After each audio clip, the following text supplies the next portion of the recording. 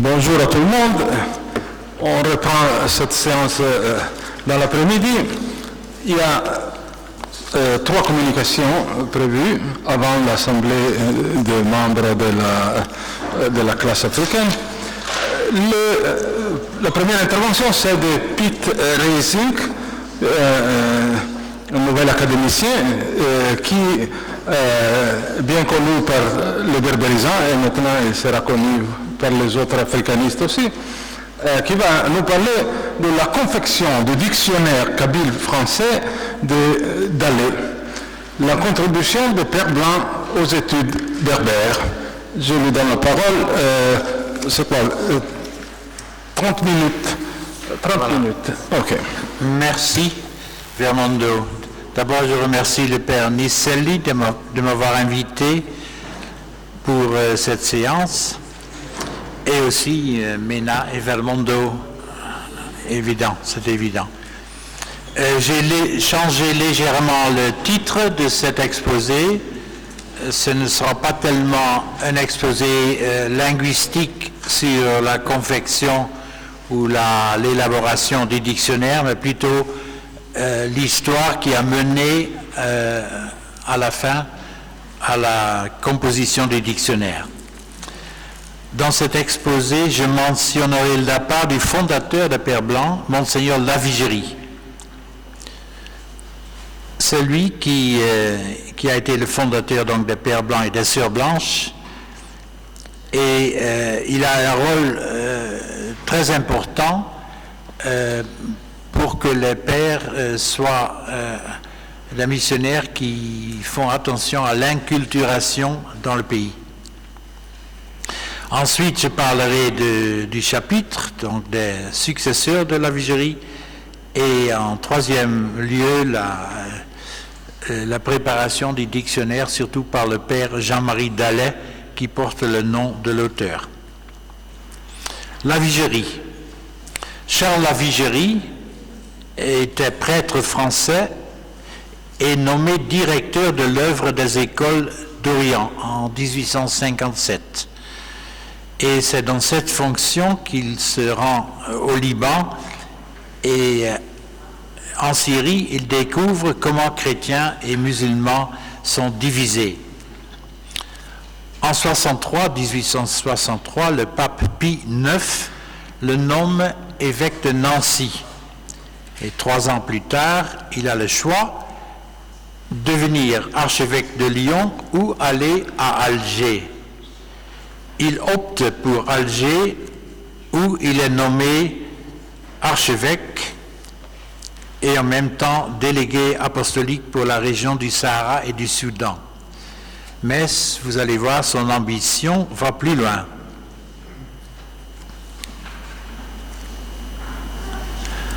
En 1868, il fonde la Société des missionnaires d'Afrique et un an après, la congrégation des sœurs missionnaires d'Afrique. Il se rend compte que évangéliser les musulmans est chose difficile. Pour cela qu'il érige des écoles et des hôpitaux.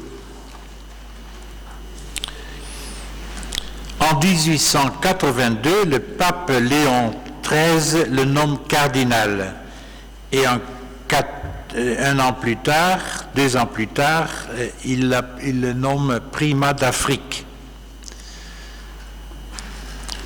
En 1985, il œuvre pour combattre l'esclavage en Afrique. C'est une de ses œuvres les plus principales. Ça a mené aussi à sa mort parce qu'il s'est fatigué énormément. Il lance une campagne anti-esclavagiste et il appelle l'opinion publique internationale et aux chefs d'État de prendre leurs responsabilités. Et ceci aboutit à la conférence internationale de Bruxelles le 15 août 1888. Complètement épuisé par cette campagne, il meurt le 28 novembre 1892 à Alger à l'âge de 67 ans. Et les Pères Blancs et Sœurs Blanches essayent de promouvoir son héritage partout en Afrique à partir des communautés internationales et en appliquant ces conseils d'inculturation. Alors, la personne du cardinal. C'était un homme d'action, il ne mâchait pas ses mots et il était tenace. Un homme d'action. Vous voyez ici un tableau de Bonnard qui a été fait pendant la vie du cardinal encore, et son commentaire à lui était Bonnard m'a peint assis, la plume à la main, j'aurais préféré qu'il me représentât debout et prêt à combattre le bon combat. C'est typique pour l'homme. Un jeune vicaire de la cathédrale d'Alger dit un jour, celui qui couillonnera, excusez le mot, le cardinal n'est pas encore né. L'ayant appris, la vigerie le convoque pour lui demander, la vigerie, est-ce exact, monsieur l'abbé, que vous avez dit, celui qui couillonnera le cardinal n'est pas encore né? Le vicaire, c'est vrai, éminence. La vigerie, vous avez sans doute raison. Il écrit au pape Pie IX, il me paraît très Saint-Père qu'il n'y a aujourd'hui que deux moyens efficaces de ramener le monde à la religion, la charité et la vraie science. Et si la première est en honneur dans le clergé de France, la seconde me semble beaucoup trop négligée. Et donc, chez la vigerie, la science va de pair avec l'action. Il était plutôt fait pour commander que pour obéir. À l'arrivée à Alger, il dit, en voyant des dames à l'archevêché, « Messieurs, j'entrerai chez moi quand tout le monde en sera parti. »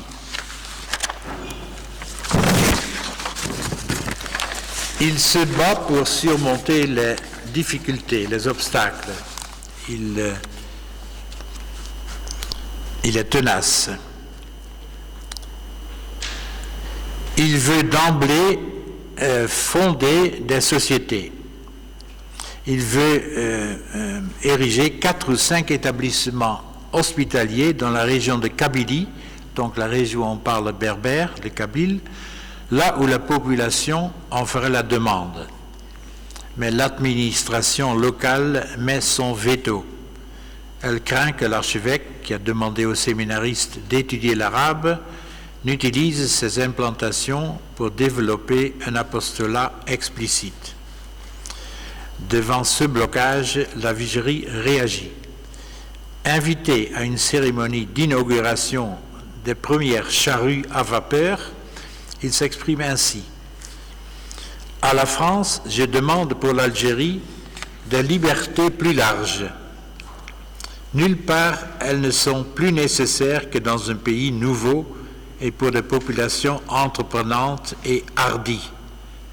J'attends ces bienfaits, je veux dire ces libertés civiles, religieuses, agricoles, commerciales, qui nous manquent encore, de la raison et de la justice de la mère patrie.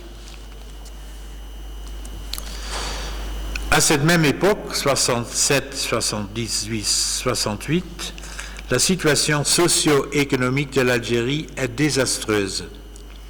Plus de 100 000 victimes tombent suite à une famine provoquée par la sécheresse, avec en plus une épidémie de choléra et une invasion de sauterelles.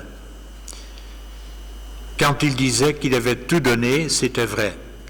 Pour faire des habits aux enfants en haillons, toute sa garde-robe y était passée, y compris sa soutane d'évêque. Il se révèle comme protecteur des vulnérables. La vigerie est un pionnier prophète. Son sens aigu de la justice pour tous le rend capable de confronter la légalité et de la relativiser. Il s'expose personnellement dans ce but.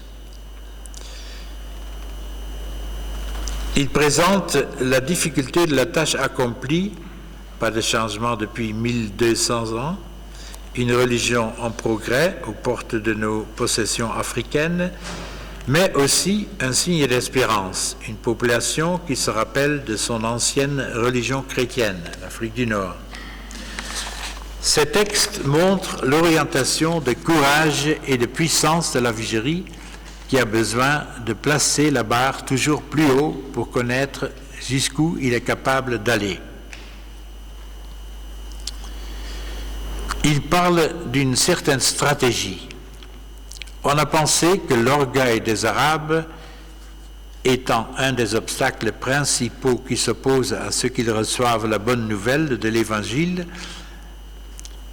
par le ministère d'hommes qu'ils méprisent profondément, il fallait commencer par leur donner cette marque de condescendance, de se rendre, pour ainsi dire, semblable à eux, en vêtements, en nourriture, dans leur vie nomade, leur langue, en faisant en un mot ce tout à tous pour les gagner au Christ. Vous voyez comment les pères blancs se sont adaptés. À gauche, vous avez une photo d'autour de 1900 et à droite, en 62, au collège de Benché.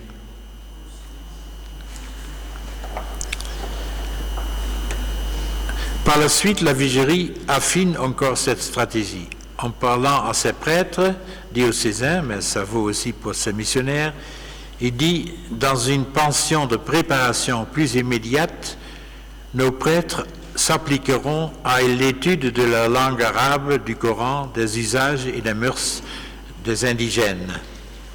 C'était le mot à l'époque. Très tôt, cette stratégie d'inculturation ouvre le chemin du dialogue. La Vigerie demande cette même attitude de ses collaborateurs. Vous vous rappellerez que ces hommes, ces femmes, ces enfants en haillons sont comme vous des enfants de Dieu. Vous donnerez l'hospitalité, comme ils disent eux-mêmes, à tous ceux qui frapperont à votre porte. Un remède pour leurs maladies à ceux qui seront infirmes, un asile à leurs petits orphelins, et à tous la preuve par vos discours et par vos actes que vous les aimez comme des frères. Mais la Vigerie était aussi un homme politique. Si vous avez le port d'Alger, aussi autour de 1900. Et 10 ans plus tôt, en France, il y a eu un changement politique et les relations entre le gouvernement et l'Église catholique n'étaient pas faciles.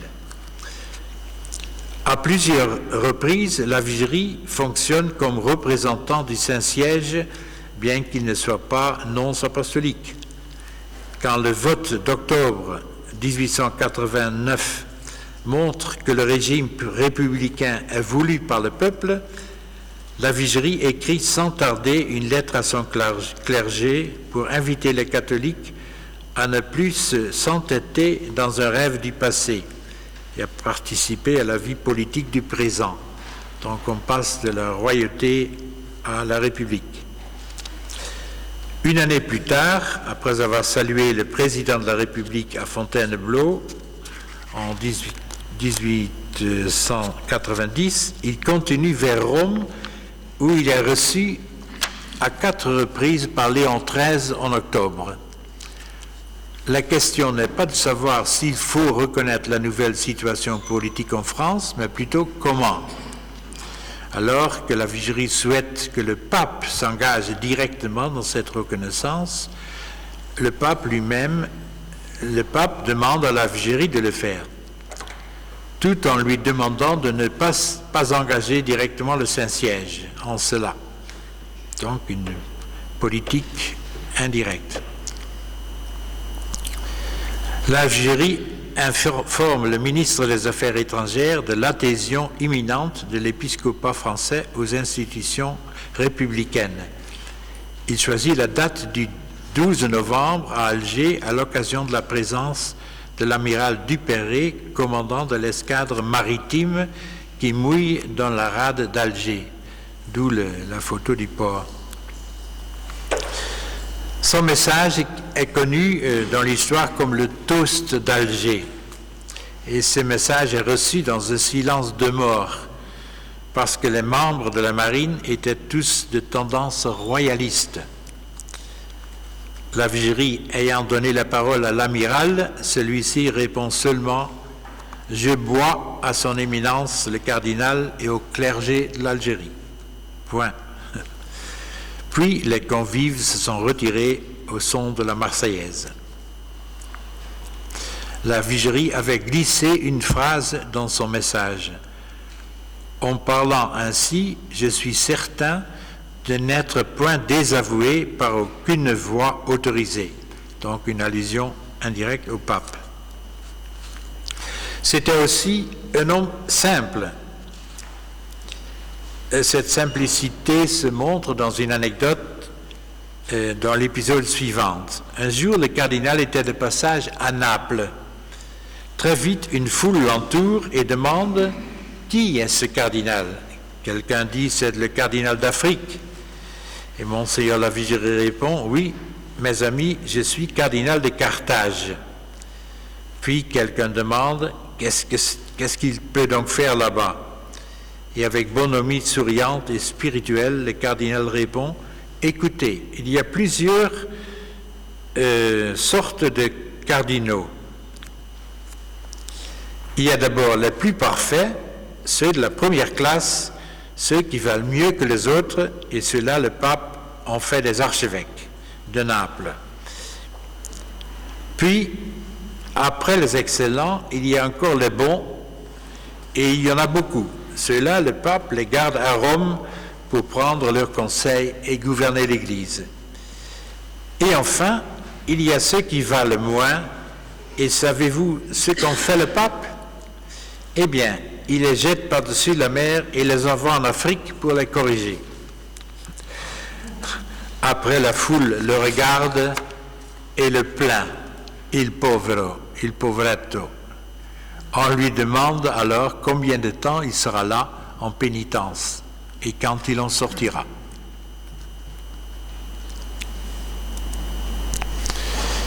J'arrive à mon deuxième point, les pères blancs et leur formation linguistique. Le cardinal avait été très exigeant dans ses instructions à ses missionnaires pour qu'ils apprennent les langues du pays. Même s'ils étaient 3 Européens, ils étaient obligés de parler arabe entre eux. Dans toutes ces instructions, il y revient. Et aussi pour les postes en Kabylie, parce que la plupart des missionnaires en Afrique du Nord étaient présents en Kabylie, la grande Kabylie, qui va, disons, une centaine de kilomètres d'Alger, à l'est d'Alger, jusqu'à 100 km plus loin, et de la mer, de la Méditerranée, jusqu'à la montagne du Djurdjura. Je montrerai des photos plus tard. Ses successeurs ont suivi ces directives, surtout le chapitre de 1926. On y a discuté longuement d'une maison d'études islamiques. Et alors là, le père qui était à ce moment-là le responsable disait « En guidant les âmes vers Dieu, l'Église ne bouscule pas leur vie extérieure à l'intérieur, mais elle transforme plutôt leur vie intérieure. C'est pour cela que le retour de tout un peuple à Dieu ne veut surtout pas dire qu'ils doivent nier ou abandonner leur propre civilisation, leur propre culture. » Et à la suite du chapitre 26, il y avait une discussion sur la préparation des jeunes missionnaires par 6 ou 12 mois d'études linguistiques et ethnologiques.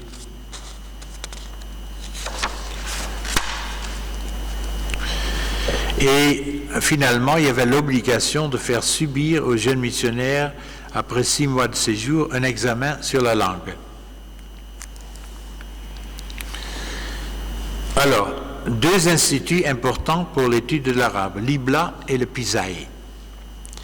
Déjà en 26, les pères avaient fondé en Tunisie une maison d'études qui devient en 1931 l'IBLA, Institut de belles lettres arabes à Tunis. Et il ne faut pas oublier la quatrième lettre, le L, parce qu'à un moment donné, il y avait des touristes qui étaient venus à Tunis et qui demandaient où se trouve la maison de belles arabes. Donc c'est l'Institut de belles lettres arabes.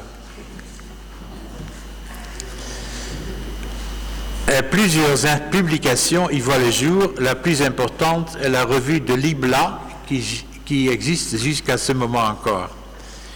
Et en même temps, il y a la bibliothèque pour les lycéens. Ensuite, cet institut passe à la Manouba, qui devient en 60, quand ça va être transporté à Rome, l'Institut pontifical d'études orientales. Et après, ça changera le nom en Pisaï.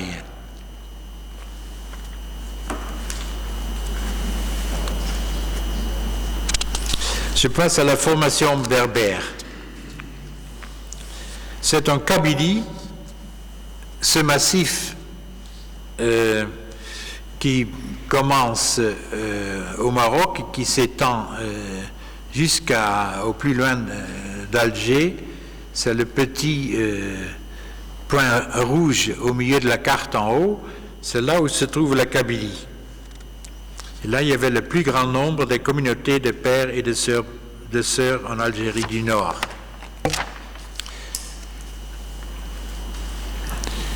C'est très pittoresque, évidemment. Il y avait beaucoup d'artisanat, pas seulement la poterie, mais aussi les bijoux.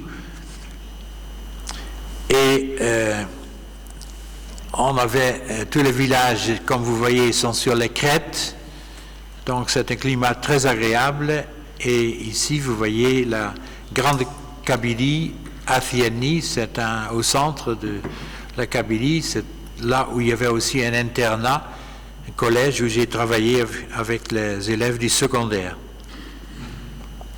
C'est là aussi, dans cette tribu, que est né Mouloud Mamri, un écrivain bien connu. Dès leur arrivée en Kabylie, il y a eu les pères jésuites et le père blanc Huige ou Huige qui a commencé par fabriquer des dictionnaires. Alors si vous voyez, entre 1901, 1902, 3 et 82, il y a beaucoup de temps qui s'est passé.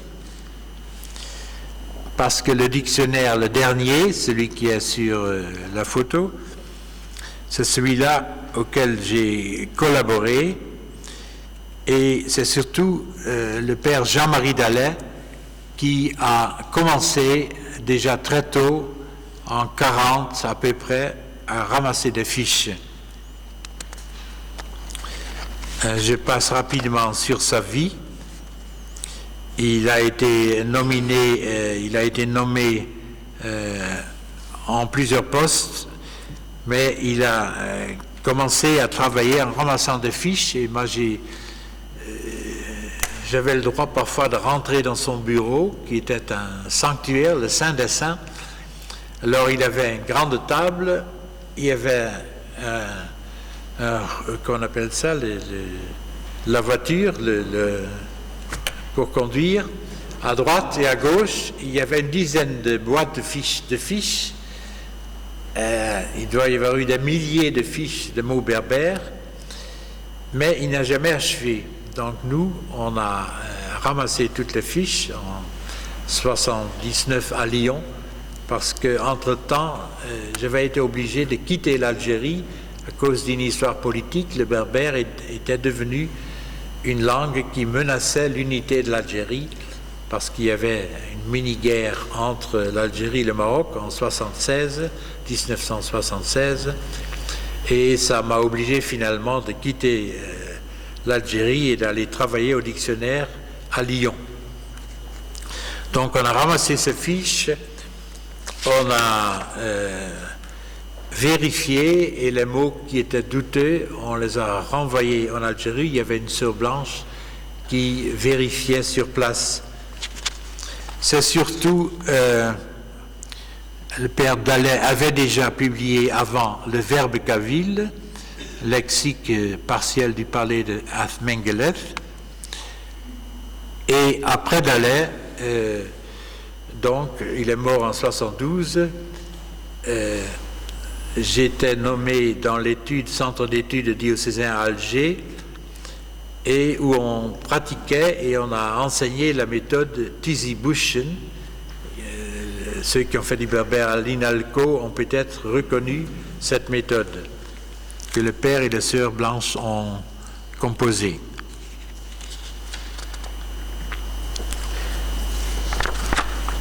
Oui.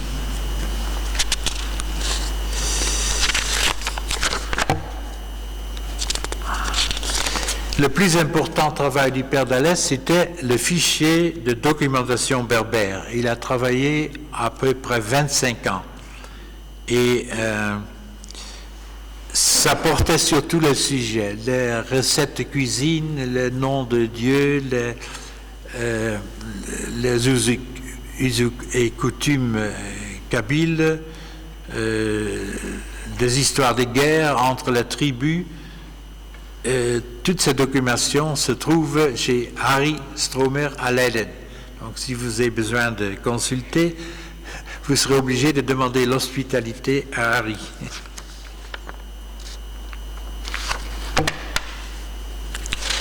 Donc j'étais un de ses successeurs et ensemble avec le père Lanfry à Lyon, comme je disais, on a essayé de finir cette dictionnaire, ou plutôt de commencer.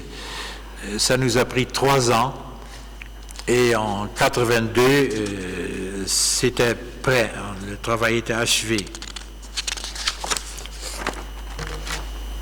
Et pour honorer l'homme qui a commencé, on l'appelait le dictionnaire Dallet, alors qu'en fait le père Lanfry et la sœur Blanche et moi-même, nous sommes l'auteur. Mais lui, il a fait la préparation de 25 ans, donc on trouve que c'est normal qu'il a le droit de porter le nom. Alors, j'espère avoir tracé la genèse et l'histoire longue de la confection du dictionnaire, mais en même temps, il y a une triste conclusion parce que vous voyez que l'Institut islamique qui a commencé en 26 en Tunisie est devenu un institut pontifical à Rome actuellement, tandis que le centre d'études berbères s'est dissipé, s'est évaporé dans l'air et on a eu de la peine à ramasser tous les documents. Comme on dit en arabe, al-hout al-kabir yakul al-hout al-saghir. Le grand poisson mange le petit. Et malheureusement, ça arrive à beaucoup de parler berbères qu'ils disparaissent. Donc, une raison de plus de faire des études pour sauver cette culture qu'on a essayé de respecter et de mettre par écrit. Voilà.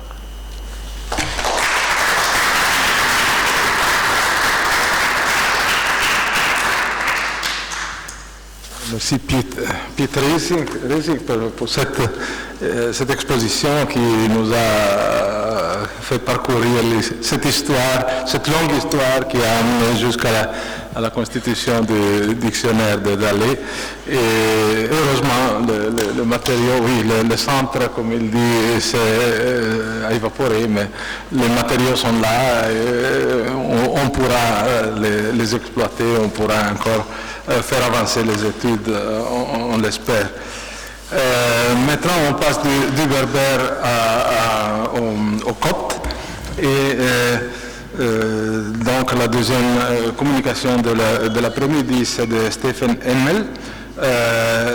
Ce sera en anglais, je crois. Looking at Coptic literature as written sources about Africa. 30 minutes. Okay. Thank you. 3 years ago, one of the reasons that I had for accepting Alberto Camplani's invitation to become a founding member of the Ambrosian Academicus Classis Africana, which was inaugurated near the end of October 2014, was my curiosity about how Coptic studies might appear when placed in the context of studying the totality of Africa. Of course, even before 2014, I was well aware that Egypt, which is the main focus of Coptic studies and almost its only focus, is a part of the continent of Africa.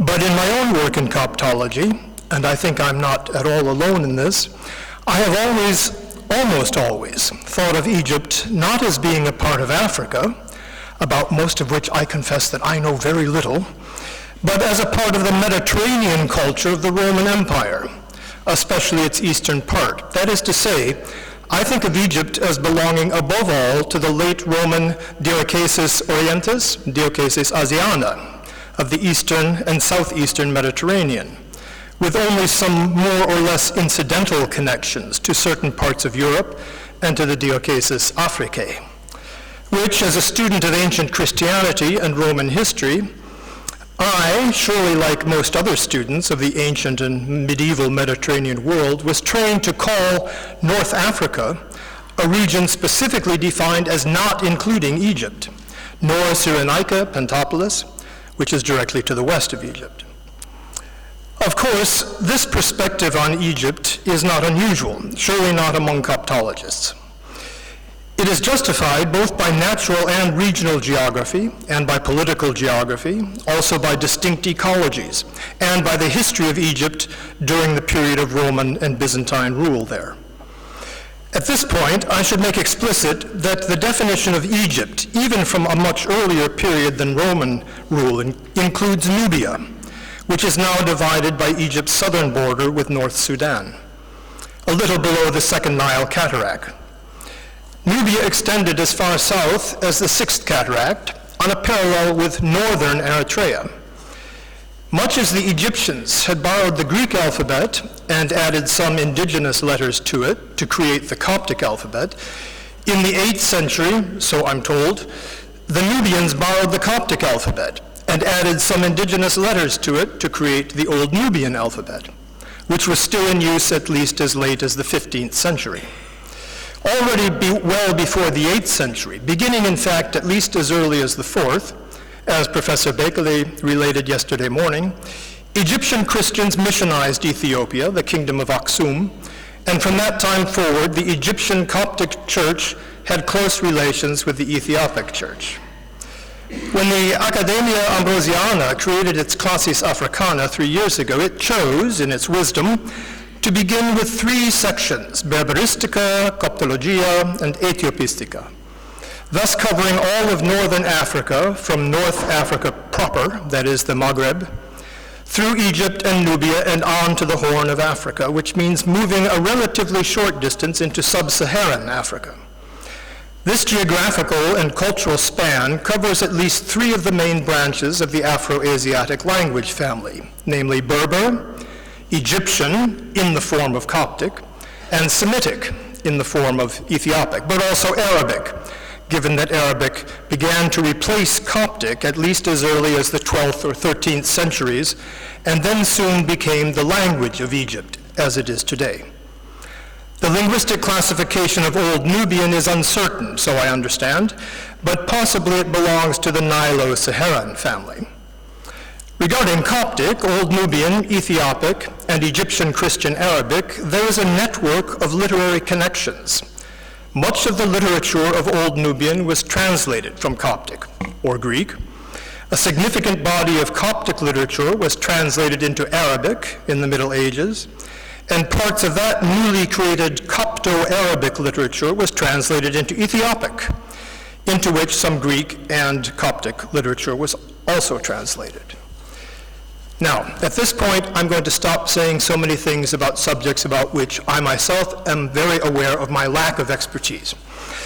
Egypt has a history with written documentation that reaches back 5,000 years, recorded up until the early modern period, mainly in sources written in Egyptian, in Greek, Latin, and in Arabic. The Egyptian sources divide into 2 groups, those sources that were written in hieroglyphs or in writing systems derived from the hieroglyphs, hieratic and demotic, and those sources that were written in Coptic. The term Coptic, referring to a historical stage of the indigenous Egyptian language and to documents written in the Coptic language, refers primarily to manuscript sources that date from the 3rd century of the Common Era up until the early modern period, or even into the modern period, given that even after Arabic replaced Coptic in the Middle Ages, Coptic continued to be used to some extent in the liturgical life of the Coptic Church, as it still is today. This phenomenon, which is in some ways comparable to the survival of Latin as the liturgical language of the Roman Catholic Church, meant that certain Coptic texts continued to be copied in Coptic over many centuries, even after the death of Coptic, but then often in bilingual Coptic Arabic manuscripts. Even though the oldest manuscripts that can properly be called Coptic in terms of language, alphabet, and writing system, and also continuity with the manuscript culture of the following generations, even though the oldest of these manuscripts date probably from the late 3rd century, there is evidence from even before the Hellenistic period for using the Greek alphabet to write Egyptian, especially Egyptian personal names. After the conquest of Egypt by Alexander the Great, and then the establishment there of the Ptolemaic dynasty of Hellenistic kings in the 4th century BCE, we see a steady increase in the evidence for such attempts, and then there emerges a small body of so-called Old Coptic texts, similar to Coptic in terms of alphabet and writing system, but different in language and cultural milieu. Whereas the Old Coptic texts are mainly astrological and magical, pagan in character, the surviving Coptic literature proper is, with just a few remarkable exceptions, exclusively Christian. By the way, I should state that I am using the term literature here in the narrow sense that excludes documents that have survived from the various ephemeral activities of daily life. Such documents are best treated in the context of the closely related field of papyrology, such as we heard about yesterday from Anne Boudor and Jean-Luc Freinet. The properly Coptic alphabet and writing system could be described as a kind of standardization or normalization of the old Coptic systems, which seem never to have been governed by a uniform practice. An explosion in the number of Coptic manuscripts in the 4th century and after, together with the high degree of formal scribal regularity that many of them display, suggests that there was a well-organized institution behind the emergence of Coptic as a literary language. Unfortunately, we have no direct information at all about who was behind the impulse that drove this movement. An obvious candidate for the motivating institution is the Christian Church in Egypt. But an argument could be made that it was the Manichaean mission in Egypt, of which there certainly was one, perhaps as early as the 3rd century, or perhaps some other less easily definable, esoterically minded group, Gnostics, for example. Manichaean, Gnostic, and Hermetic literature in Coptic is well attested in papyrus manuscripts of the 4th and 5th centuries, so from the earliest period of Coptic literature. But this literature is exceptional, and it had no significant continuation that we know of after the 5th century or so. It was drowned out by the flood of Christian literature that arose in the wake of the religious policies of Constantine and Theodosius in the 4th century. In these early centuries of the rise of Coptic literature, it's fascinating to observe that what was effectively a single Coptic writing system was used to express quite different regional dialects of the Coptic language, at least 8 of them being well enough attested for it to be possible to describe their distinctive linguistic features in quite a bit of detail. But this multiplicity of dialectally distinct written forms of Coptic dwindled over time. After the Arab conquest of Egypt in the 7th century, only 3 Coptic dialects continued to be written, although the influence of dialects other than those 3 is detectable in some texts of the 7th to 9th centuries, as Dr. Boudor pointed out in her paper. By the time Coptic was replaced by Arabic, some 7 centuries after the conquest, only 1 dialect remained current, namely what Coptologists call Bohairic, about which Father Louisier spoke, the northernmost dialect, the dialect of the region around Alexandria, which had been the seat of the Coptic Patriarch up until about the middle of the 11th century when it moved to Cairo, without any change in the church's liturgical Coptic dialect that remained Bohairic to today. Now, because of the tragic history of Coptic culture in the aftermath of the Arab conquest, the manuscript transmission of Coptic literature was significantly transformed during the Middle Ages, partly even entirely and permanently interrupted. It's fortunate that Egypt's dry climate south of the Nile Delta has meant the accidental survival of manuscripts from throughout late antiquity and the medieval period. But for a number of reasons, it is difficult to know just how one should treat the surviving literary manuscripts as historical sources. For example, there is not one work that survives in Coptic that can be described as being historiographic, in the classic sense of that term. A world chronicle written in the latter part of the 7th century by Bishop John of Nikiu in the Nile Delta partly survives in Ethiopic in a single manuscript.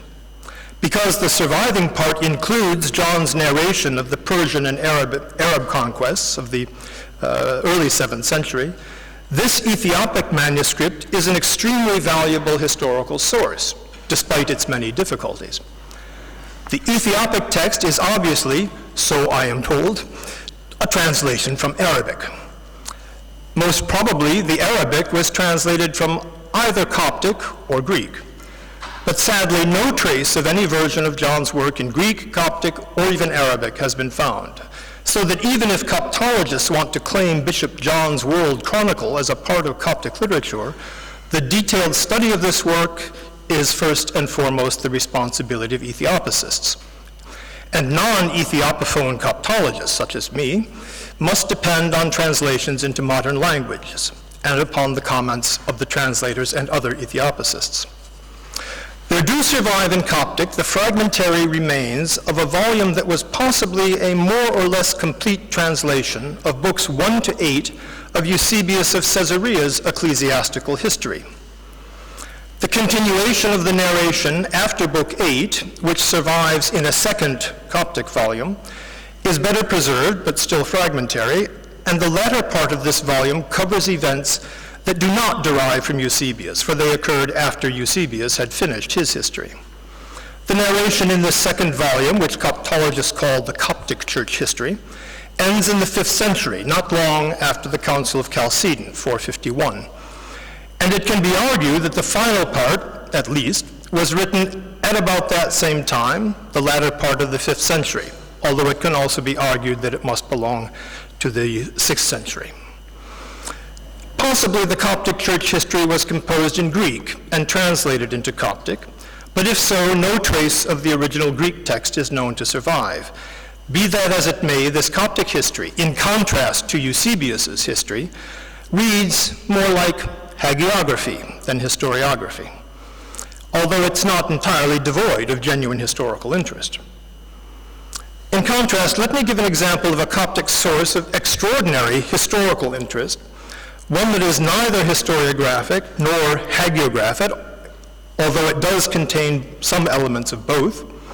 I mean Shenouda, the Archimandrite, monastic leader and Coptic author par excellence from the end of the 4th century until the middle of the 5th. The very extensive surviving corpus of Shenouda's writings has somewhat the value of documentary evidence, not because he was or even tried to be a chronicler or historian, but because very many of his writings came out of specific occasions about which we are at least partly informed by the things that a given occasion prompted Shenouda to say. The historical interpretation of the records that we have of what Shenouda had to say is not necessarily straightforward or easy, but often it leads to remarkable insights into various aspects of the culture of late antique Upper Egypt, southern Egypt. Shenouda's works are of particular value for the study of Egyptian monasticism, both as an institution and as a type of spirituality, and for a case study in the conflict between Christianity and paganism at the time of the Theodosii.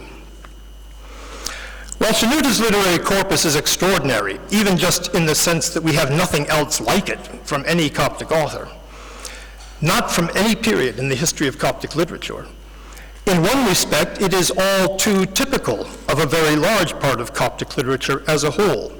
His corpus survives only in fragments. A very large number of fragments, to be sure, but fragments nevertheless. Not a single manuscript containing any portion of his corpus survives complete. Of only 2 do we have more than 50% of the original number of pages. The average rate of survival is only about 15%. In some cases, we have just a single leaf, or only a few, more than that. And often those leaves are only fragments of leaves anyway. Certainly there are works of Coptic literature that survive in their entirety, including some works of Shenouda that survive entirely. The volumes were all collected works. But many more survive only fragmentarily, often as scattered fragments that have had to be or still need to be reassembled notionally or virtually by means of photos. This kind of work could occupy many Coptologists for a long time to come, not to mention the subsequent work of editing, translating, and interpreting the literature thus reconstructed. One of the things that Coptologists are looking for as they piece together the fragmentary remains of possibly as yet unknown or only incompletely known works of Coptic literature is more Coptic authors like Shenouda. It appears to be unlikely that another author even partway as extraordinary as Shenouda remains to be discovered. But I don't mean Coptic authors like Shenouda in that sense. Rather, I mean simply other authors who lived, thought, and wrote in Coptic, with Coptic as their native language. For much of Coptic literature as we know it was certainly translated from Greek. Such translated texts are not without their interest as works of Coptic literature, but texts composed in Coptic by Copts are, I would say almost a priori, of far more interest for Coptic studies as such, if we can find them, if we can recognize them. Also, if we can know something about their authors and their authors' historical circumstances. I expect that we will hear more about this aspect of Coptic literature on Saturday morning when Samuel Moawad reads his paper on Coptic authors and their literary works in the first millennium.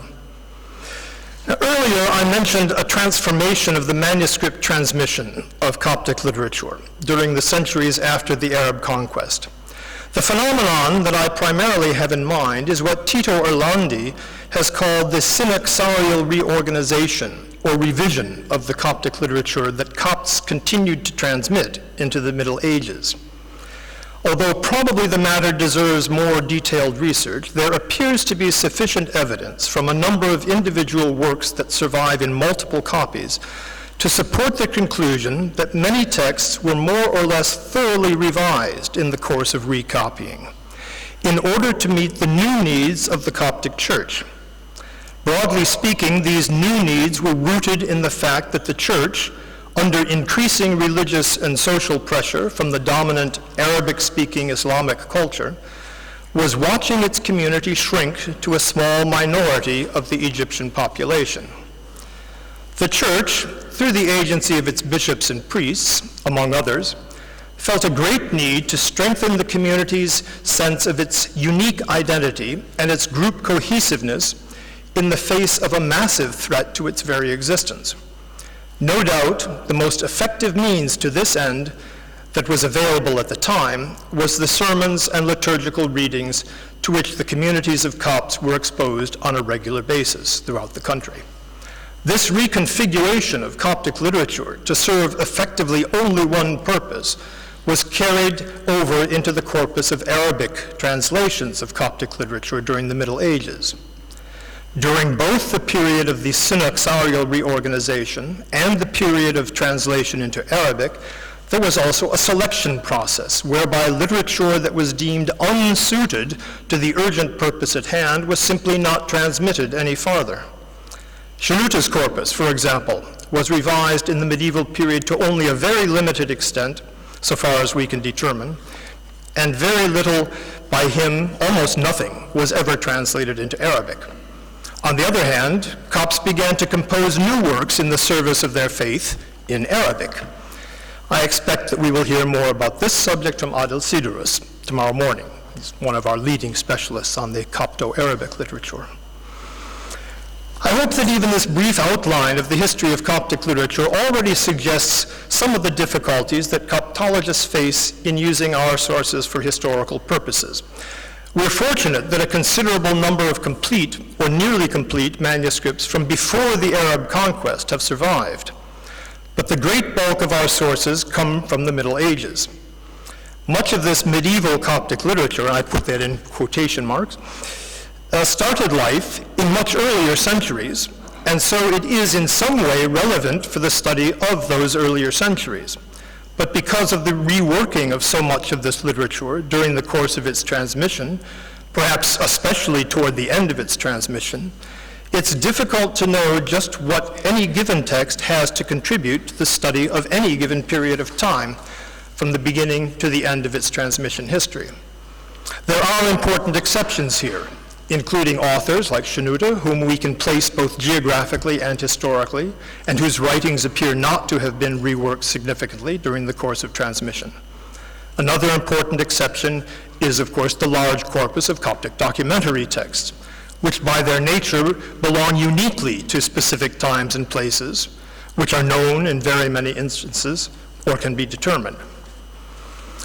In conclusion, I want to return to my main theme of looking at Coptic literature as written sources about Africa. I anticipated finding it difficult to do this already when I proposed my topic for this paper. Of course, Coptic texts are sources about Africa in the sense that Egypt is a part of the African continent. But in fact, I've not been able to find a perspective from which I can look at Coptic literature as sources about Africa in the way that I think my colleagues here in North African and West African studies, also in Ethiopic studies, understand their materials as sources about Africa. If I may borrow, but also adapt, the last phrase of the abstract for the paper by Professor Zarini, Coptic sources are about Egypt, but much more with a view toward Byzantium than toward Africa. I don't want to belabor this statement of mine because for Coptologists it's rather banal, and for others it's not very useful, probably, nor do I want to attempt any concise description of why this is so. Rather, I want to reflect on one aspect of interdisciplinary discourse, such as we are partly engaged in during this conference, namely that it serves to reveal interests and themes that different disciplines have in common, even if their main foci differ greatly from one another. Despite my own woeful ignorance of much of anything about Africa beyond the borders of Egypt, as established by Emperor Diocletian at the end of the 3rd century, I have found the non-Coptological papers, yesterday and today, interesting and informative, not only in and of themselves, but also in ways that relate more directly to my own work, especially as a philologist, concerned with general principles of linguistic description and text addition, and also simply as a historian trying to reconstruct a culture on the basis of written sources. Coptic studies, or Coptology, there being no significant difference in meaning between these two terms, began already in the 15th century, but it has become a distinct field only since the 1970s, when it consciously and explicitly detached itself from Egyptology. In 1976, an international association for Coptic studies was created, and since then the number of professorships of Coptic studies has increased from 2 to twice that number, approximately. It remains a small field. Coptology taken as a whole is more or less unavoidably interdisciplinary, with close connections to Egyptology, papyrology, art history and archaeology, ancient church history, New Testament studies, Old Nubian, Ethiopic studies. Most Coptologists, in fact, are mainly involved in one or another of these fields, undertaking Coptological research and publication in connection with some aspect of their main discipline. In order to develop a self-conscious identity for Coptic studies, Coptologists have necessarily had to focus inward on their shared common interest. This necessary introversion while still interdisciplinary, has resulted in a certain tendency for Coptologists to publish their Coptological work mainly with only other Coptologists in view, even if they would like to reach a wider audience. We now have a satisfyingly large number of students worldwide finding their different ways into one or the other subfields of Coptic studies, including many who are learning the basics of the Coptic language so that they can work with written Coptic sources. I would go so far as to say that the slow progress of Coptological science, however, has not made it easy, sometimes hardly even possible, for non-Coptologists, including students who might be on their way to becoming Coptologists, one way or another. We've not made it easy for non-Coptologists to use our sources in scientifically reliable ways, even if they undertake to learn Coptic. In my teaching, much of which is devoted to instruction in Coptic for students at all levels of proficiency, I've been experimenting for some years with teaching materials designed to make Coptic texts more immediately accessible, even to people with little knowledge of Coptic. I'm convinced, for the time being anyway, that more of this kind of work on didactic methods with respect to Coptic needs to be done, not only for students of Coptic and scholars with only limited knowledge of Coptic language, but also for colleagues who most probably will never learn Coptic at all, but who want or might want to use Coptic sources in their research. For this latter group, which theoretically could include some participants in this conference, Coptologists would need to produce not simply translations, but carefully annotated translations aimed at a mainly non-Coptological audience. Only by this means could we hope to see our Coptic sources come to be used by, for example, scholars focused on Africa beyond the borders of Egypt. Thank you for your attention.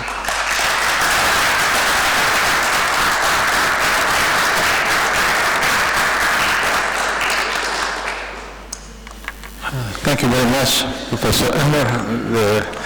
You depicted a very interesting picture. The importance of Coptic for other studies too is very important. I recently happened to look for some field notes by Werner Wissichl about Berber. He has some booklets of notes, and there were a lot of mixed things, and among the Berber of Shinini or Berber of Jerba, I even found some 2 or 3 words in Coptic. Yes, Werner Wissichl was a very good scholar also in Coptic. Anyway, the third presentation of this afternoon is again within the field of Berber studies. It is Harry Stromer who will present us his paper about archives on Berber languages and cultures and what to do with them. So we wait for your instructions what to do with these archives. Harry, 30 minutes. Hello, hello, hello. Yeah, here we are. I distributed 2 pages, and the one in Times Roman, if you read it, you can follow my talk when it comes to difficult words or quotes or citations from work. So you find glosses. And the other page is are examples of texts, but I will get closer to them later on. Now, in my former contribution at the first Ambrosiana Berberological session 2 years ago, I treated the new horizons in Berber studies. So I emphasized philology, linguistic descriptive orientation, and historical linguistics. Now, for linguistic data-oriented description, sometimes dreams come true, and sometimes dreams are busy becoming true. A very nice recent result of a description that we waited for was the one by Khalid Mourir, a grammar of a Romara Berber in northern Morocco. Now, this was known, this dialect, from 1929 onwards, and it came to a description 2 years ago. A dream becoming true is, of course, a description of Ketama varieties in the reef, now done by gennaio. And the things that we would like to see more is, of course, the Berber varieties of southern Tunisia.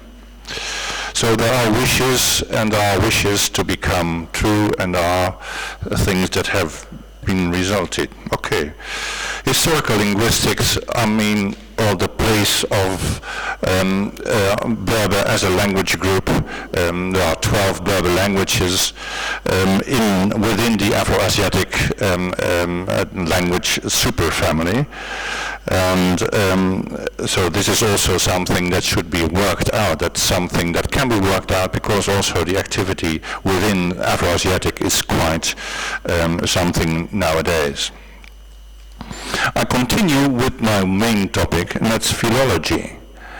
Now, I don't know how it is in your university, but in my university, philology is considered unclear as a term, old-fashioned, and not appropriate or not fit at all as a term in scholarship applications. So don't use the word philology. Yet for me, and I think for many others, philology is a linguistic text approach in combination with cultural explanation, if possible and if available, in combination with clear presentation techniques and editorial techniques, and also in the service of language and culture education of the language concerned. Now, this is not taken from a book, this is all from my brains. So this is a very important thing to learn by heart. Okay, archives. I'm talking about archives now.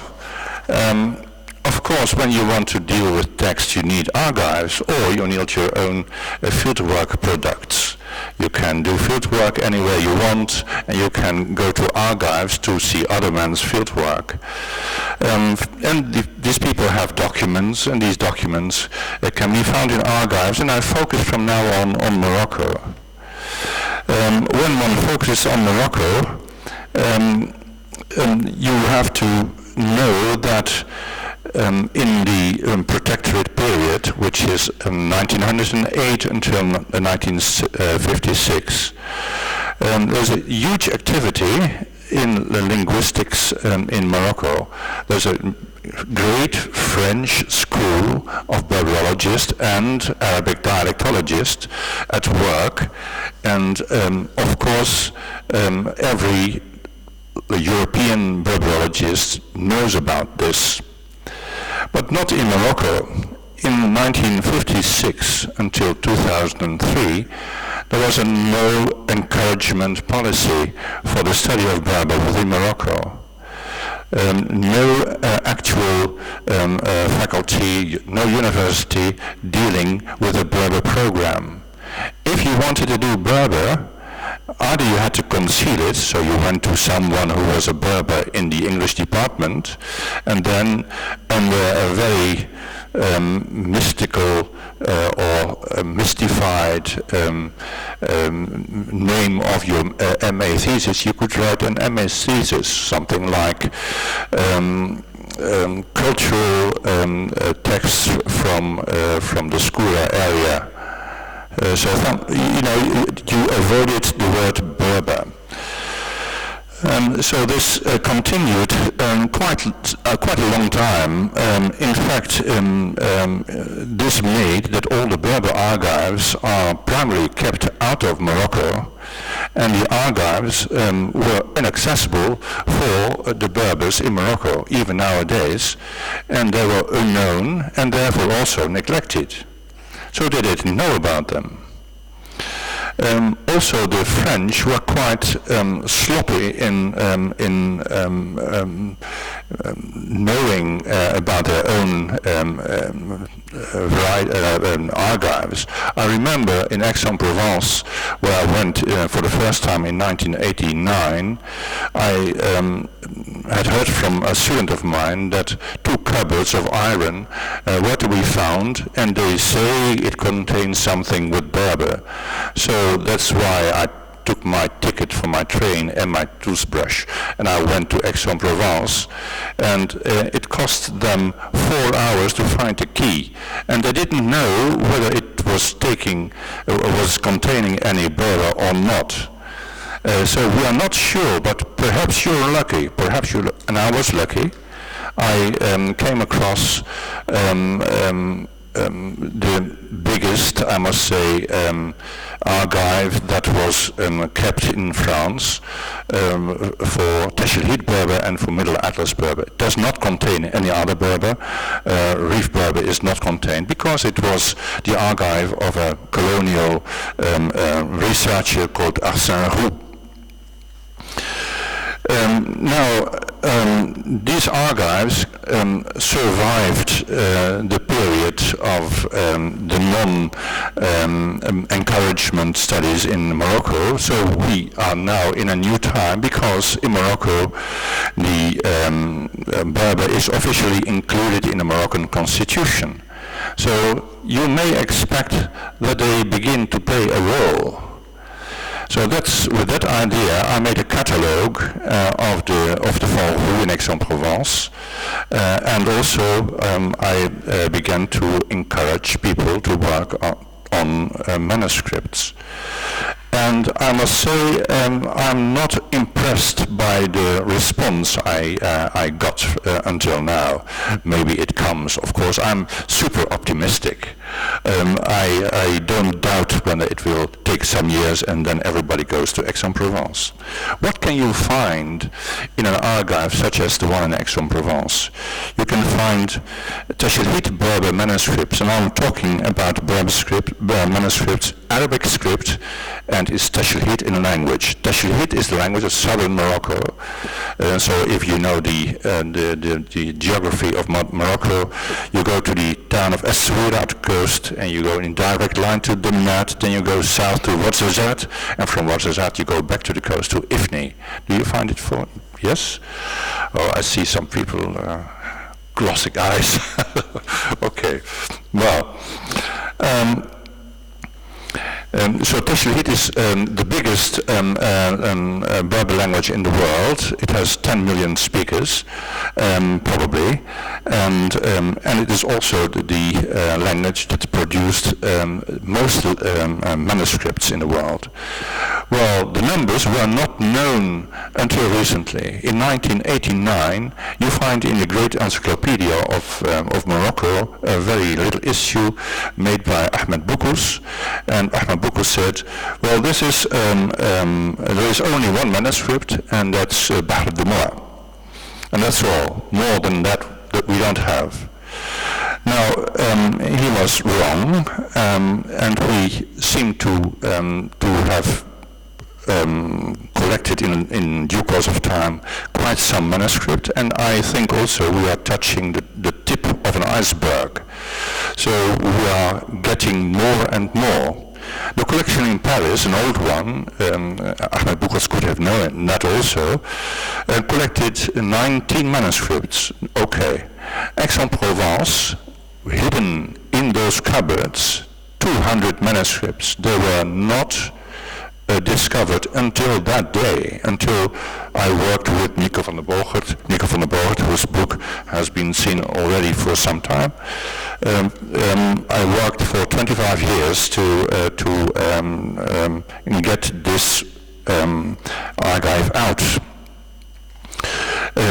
In the meantime, also Leiden University started to acquire Berber manuscripts.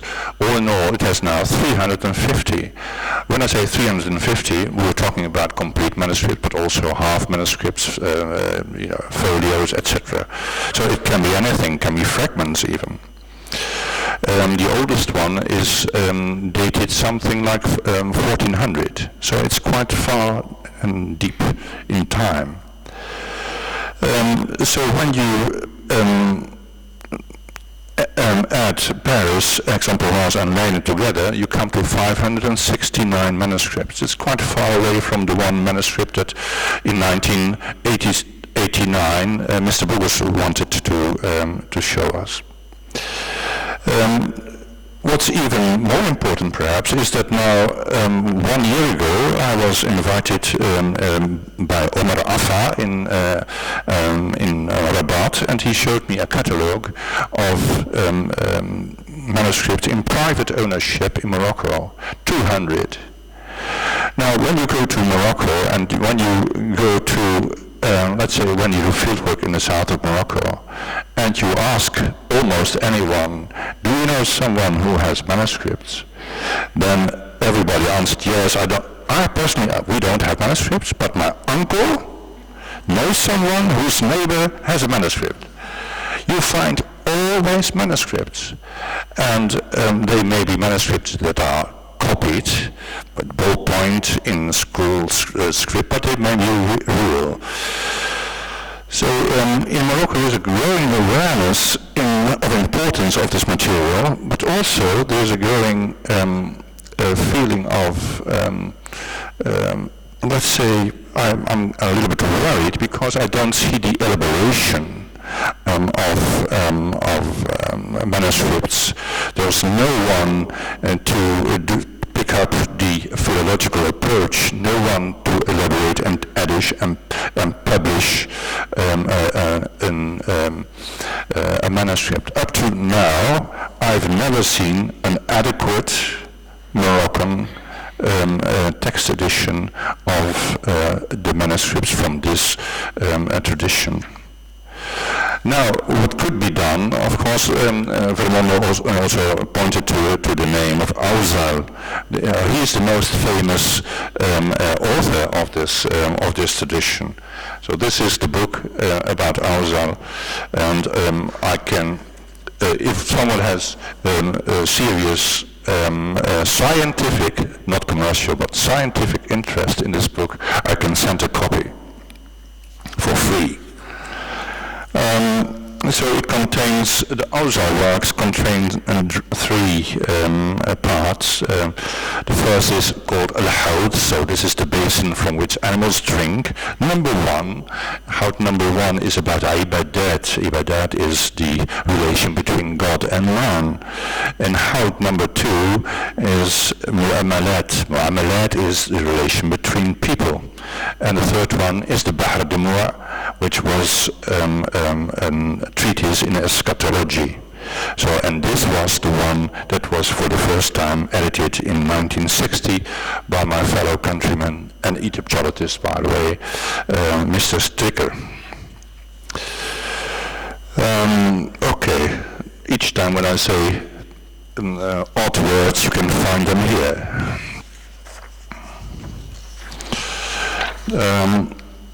Now, Ausal is well represented. I think Vermondo exaggerated a little bit when he said it's half of all the manuscripts. It's not that much. Let's say it's 1/10, I would say, of the manuscripts that you find nowadays in the collections in those 300 or 569 that we counted for the three collections. I estimate something like 35, 40 of them. Now, Ausal texts are known by heart, and they are known by heart traditionally by women. It's a women thing to work on Hawd, on Ausal. I have come across many women who were able to recite a piece, and the latest person I came across was in a pub in the harbor of Amsterdam, who was able to give me a recitation of Ausal for half an hour, on and without end, just like that. Now, it's important to see and to stress the self-image that Berbers have when using Berber. Ausal, it's on the page 349 in this book, wrote somewhere, "Many a time my friends have mentioned a book of admonishment that will open the ears and revive the hearts, composed in the beautiful and wondrous Berber tongue."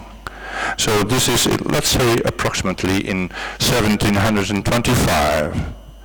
When you would say this, let's say 50 years ago in Morocco, you would be imprisoned. Okay, this is of course a brag.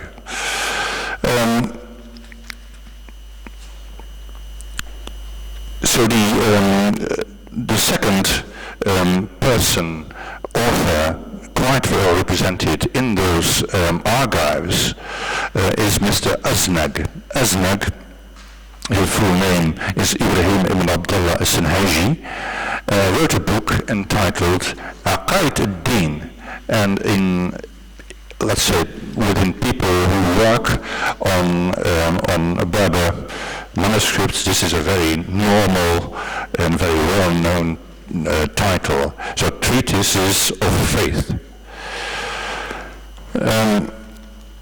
He is supposed, he is supposed to be the predecessor of Ausal, or the example that Ausal has chosen to follow.